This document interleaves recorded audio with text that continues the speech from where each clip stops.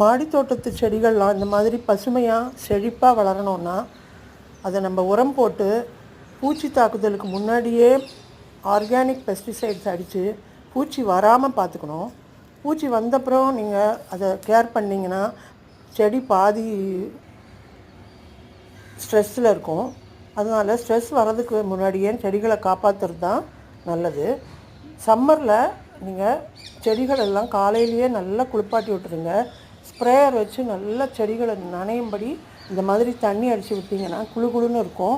அந்த வெயில் தாக்கத்துலேருந்து செடிகளுக்கு ஸ்ட்ரெஸ்லேருந்து காப்பாற்றலாம். இன்னொன்று செடிகளுக்கு வெஜிடேட்டிவ் க்ரோத், ரீப்ரொடக்டிவ் க்ரோத்னு 2 ஸ்டேஜ் இருக்குது. வெஜிடேட்டிவ் க்ரோத் இலைகளும் தண்டுகளும் வர டைமில் நிறைய நைட்ரஜன் சத்து கொடுக்கணும். ரீப்ரொடக்டிவ் ஸ்டேஜில் நிறைய பூக்களும் பிஞ்சுகளும் பிடிக்கிறதுக்கு நிறைய பொட்டாசியம், ஃபாஸ்பரஸ், மெக்னீஷியம் சத்துக்கள் கொடுக்கணும்.